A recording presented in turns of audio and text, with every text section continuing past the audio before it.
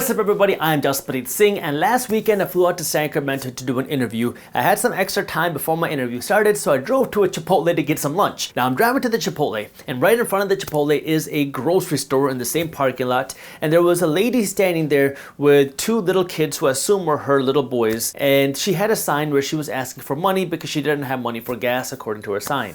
So I parked my car, and then I go up to her because I had some time, and I asked her, can I buy you some lunch? Can I buy you and your kids some Chipotle? And she didn't really understand what I was saying because she didn't speak much English, and so I tried to use my hand signs. Can I get you lunch from here, Chipotle? And she said yes. She seemed very excited. She said that she was very hungry, and then I said, what if I got you groceries from the grocery store?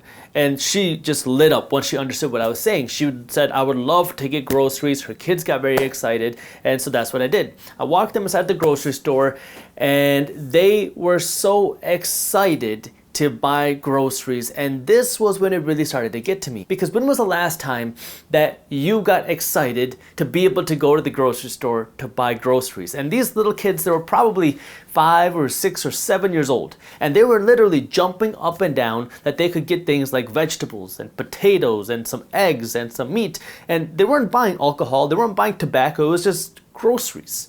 And I could see how excited these kids were. And you know, when they were standing in line, I don't get emotional very easily.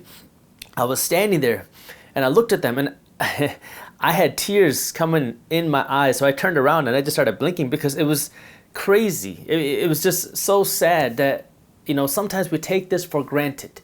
What we have the opportunity to access, what we can purchase, and other people don't have that. And I saw my mom in that situation because I know the struggles that my mom had to go through. You know, when you're an immigrant coming to a new country, I don't know what her struggles were. I don't know everything that she went through. But you know, when you come to a new country, you're working your butt off trying to make things work. You don't know the culture, you don't know the people, you don't even know the language, and you're trying to make it work. It can be very difficult. And that's when it hit me. You know, I've been talking about financial education, but that moment really opened my eyes at that moment of how important it really is for us to understand the difference between a broke mindset, a majority mindset, and a minority mindset. Now, I'm not here to judge anything that she went through. I don't know what she went through. But, you know, when you're working a job and you have an income, there's 3 different ways that you can use your money, which will completely change the wealth that you see. I'm very fortunate. I never had to grow up worrying about money. I never had to worry about where my next meal was going to come from. I never had to worry about any of that.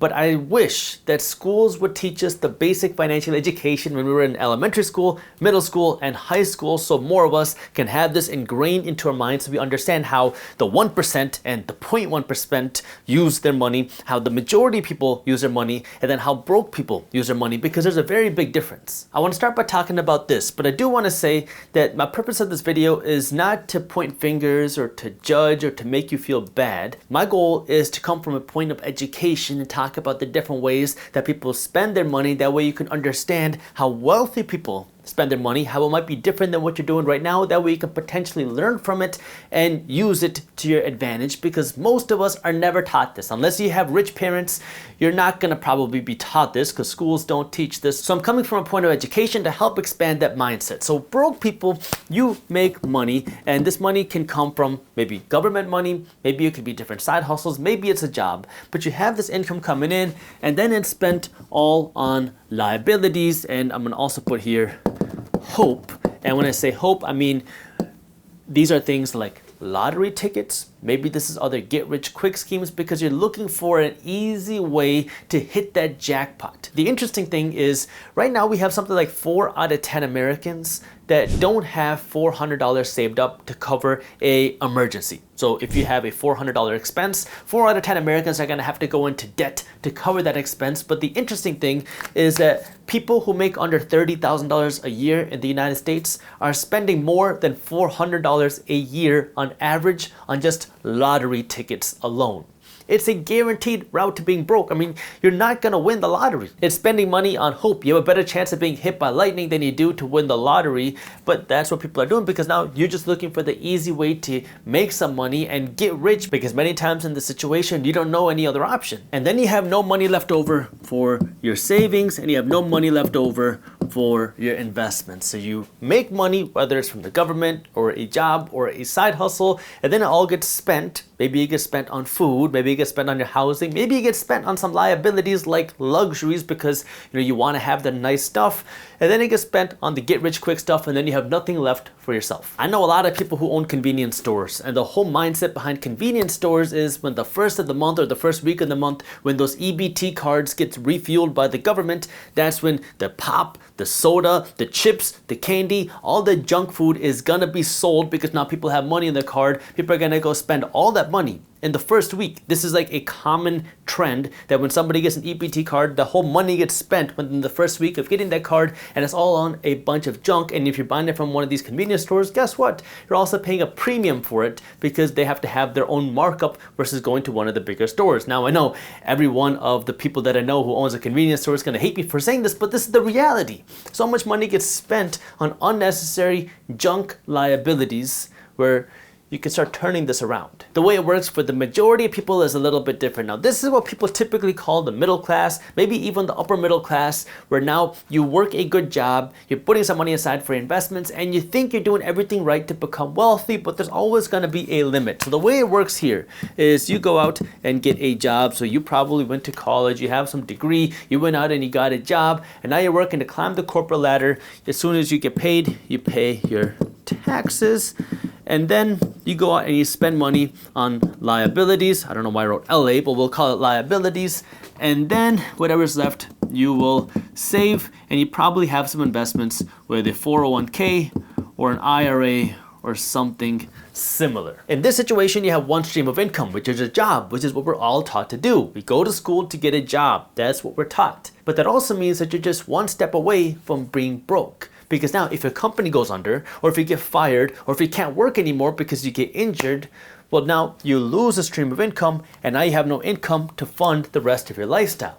So you're one step away from being broke in this situation, and then you pay your taxes, and then you spend a big chunk of your money, and then whatever's left gets saved. Now, this 401k could be here after taxes or before taxes, depending on whether or not you have a Roth 401k or a regular 401k or a Roth IRA or a regular IRA, but this is the extent of investments for the majority of Americans. About half of Americans have no investments at all, including a 401k or an IRA, and out of the other half, the majority of those people only have a 401k or an IRA. This is for the majority of people the holy grail of becoming successful, and the way that you can maximize your success now is by earning more money from your job. Maybe you go out and get a higher degree, maybe you go out and get a promotion, that way you can earn more money, and that way you can put more money into your retirement accounts. That way you can go and become wealthy. So you have more money coming in, you can buy nicer stuff, you can have nicer liabilities, you can drive a nicer car, you can have a bigger home, you can go on better vacations, and then you can put more money into your 401k or your IRA. But what you'll see is that in this path, you will never go and become that 1% or that 0.1% because there's going to be a limit to what you can do here. For the majority of people, this is going to be somewhere between a couple or a few $100,000 and maybe a couple $1,000,000, maybe a few $1,000,000, but that's it. Then what the wealthiest people do is they earn money not from a job, but from a business that they own. And even if you're not an entrepreneur, there are ways for you to capitalize on this, which I'll go over in just a second. And then they will spend money, and then they're going to pay taxes, and then they'll spend more personal money, and then they will continue investing. So they invest here, they invest here, they invest here. And so it's a little bit different, and you'll see why the taxes here make such a big difference than here. The wealthiest people, the wealthiest 1% and the wealthiest 0.1% are not working for a salary. They're working for ownership, they're working for equity, and they're working for profits. That's why they're not working for a salary like the majority of people. They're working for the profits from a business. Now, the first thing that you have to understand, because I know everybody watching this, hearing this is saying, well, I wasn't born with rich parents, I wasn't born with millions of dollars, somebody like me can't do this. But the reality is, the first thing you have to understand is it's a mindset shift to go from here to here to here. Okay, nobody, or I guess should say most people, most successful people are not given millions of dollars to start. Nobody gave me $1 million to go out and start a business. I was discouraged from being an entrepreneur. Nobody wanted me to do it in my family. No one in my friend circle knew what I was doing. Nobody understood what I was doing. I was made fun of a lot, but I had to learn, and it all starts with the mindset. Okay, so you have to become wealthy in the mind before you can become wealthy in your bank account. Once you build that minority mindset, you understand that it's possible, then it's understanding the differences. The reason why the minority of people, wealthy people, don't work for a salary, why they work for the profits, is because it's completely different. Because now you're not just working for your labor, you're working for ownership, you're working for equity. We live in a capitalist society. This is something that I made a video on not too long ago, but we live in a capitalist society. And what that means is that there's two ways that you can earn money. You can earn money from your labor, which is your salary. You go to work, you put in your effort and you get paid, or you can get paid from your capital, which is your money. And this is where the wealth is built in our society. Now you can hate it or you can learn the rules to the system. And this is where you need to learn the rules of money, because this is what wealthy people do. They understand the rules. And so now if you don't have millions of dollars, well, what do? Well, you just start working through your labor, you start earning this money, and then you have to work for the equity, which means you need to put the capital to work, which is why you want to make money from this business. Now, if you are not an entrepreneur, the next best thing is you can go out and start investing in real estate. And the next best thing is you invest your money into companies. That way now you're getting ownership in companies. That way now you're not just working to climb the corporate ladder, you're working to own the corporate ladder, because now you own a piece of the companies, you own a piece of the profits. The easiest and most accessible way to do that is through the stock market. This is where things get really different, because now you can spend money before taxes when you have this sort of business, because now anything that is a business expense can now be potentially deducted. For example, I run a business and I have to have a cell phone, my iPhone, to run my business. That is a business expense. I have to have a laptop. That's a business expense. I have to pump gas in my car. That's a business expense. So all these things now can start becoming business expenses that you also use in your lifestyle. Now you have to also understand that the expenses that you now deduct from your taxes, they have to be related to your business. But once you start to become more here, everything becomes work. Everything becomes business. And this is where you have to also decide if that's the type of lifestyle that you want to live or not. Like, I'm here in San Diego and I'm here for work, which is why I get to deduct the Airbnb that I'm in. I get to deduct the car that I'm driving. I get to deduct the other expenses that I have here.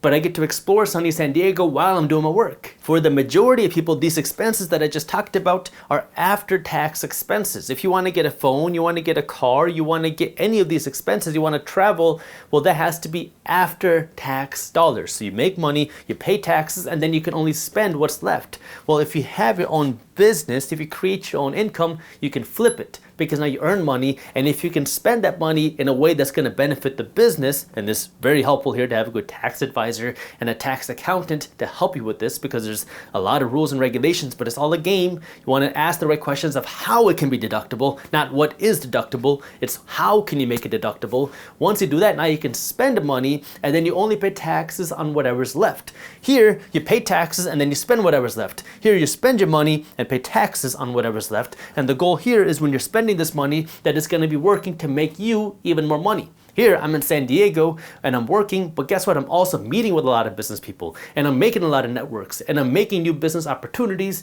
which will hopefully work to make me more money in the future. So I'm spending more money. That way now I can also explore sunny San Diego here with my work, but the goal is also to make me more money, but all these things are also tax deductions as I do them. Then after you pay taxes, that's when then you can spend money on yourself. You can now buy yourself the clothes, you can buy yourself whatever else that you want for your personal life that's not related to your business. And then when it comes to investing your money, wealthy people understand that there's a lot more to your 401k and your IRA. You have to be investing your money yourself. If you have a 401k, you have an IRA, that's fine. I talk about this all the time. It's a great investment for the average investor. But wealthy people, the top 1%, the top 0.1%, don't care about the 401k or the IRA, because there's so many other bigger ways for you to invest your money, get bigger returns, have more controls of your money, and get better tax breaks. If you have your own business, that might mean reinvesting your money back into your business. That might mean investing your money into stocks outside of your 401k, outside of your IRA. That might mean investing your money into physical real estate, because now you can start building cash flow from your real estate. So now you're creating your own investments outside of your 401k and IRA. Now again, I'm not gonna say don't have a 401k, don't have an IRA. They can have a position, especially if it's something you've been doing, especially if it's something that you're comfortable with, because it's better to have this, a 401k and our IRA, than no investments at all, okay? But That should only be the base. Just like how your school should be the beginning of your education, not the end of your education. This should not be the end of your investments. If you have a 401k or an IRA, fine. Continue to do that, but please do not stop there. Create your own stock brokerage account, maybe start investing in real estate, and then as you start doing, you will start learning, and then you can make a more educated decision of if you want to keep investing your money into a 401k or IRA, or if you just want to invest your money in yourself through your business, your stocks, or your real estate alone. Wealthy people understand that you will never be able to build wealth from your salary alone, because when you're just reliant on your salary, you are just one step away from being broke. Because if you lose that salary, you lose your income, and then you have nothing else. What wealthy people do is they're working to build assets, which are their investments, which is what they will be able to live off of, which is what will be able to help take care of their family for generations in the future. This is real estate, this is businesses, this is stocks, and that's where the real money and the real wealth is built. You don't need rich parents to do this. You don't need a special college degree. You don't even need a college degree. You don't need anything except first having the right mindset, knowing that you can do it, and then being willing to learn and being willing to put in the work. Okay, I didn't grow up in any sort of financial education. I didn't grow up with people teaching me this. I didn't grow up with investor parents. I didn't grow up with people giving me money to go out and start a business. I had to do it all on my own in secret because my parents would not be happy if I would go out and do something that is not related to going out and following the traditional path. That's how it is for a lot of people. But if you want to have something different, if you don't want to live like the majority of people, if you don't want to end up average, if you don't want to live like everybody else, then you're going to have to start doing what the majority of people are not doing. And that means first thinking like the minority of people, and then looking and doing what the minority of people do. If you enjoyed this video and you want to see the new regulations of how your 401k might be changing, I made a video covering that, and you can watch it by clicking this button right over there. Thank you for watching, and as always, keep hustling. We have an entire generation that's about to quit the workforce and move over to Florida. That way they can retire, which means we're about to face the worst retirement crisis yet.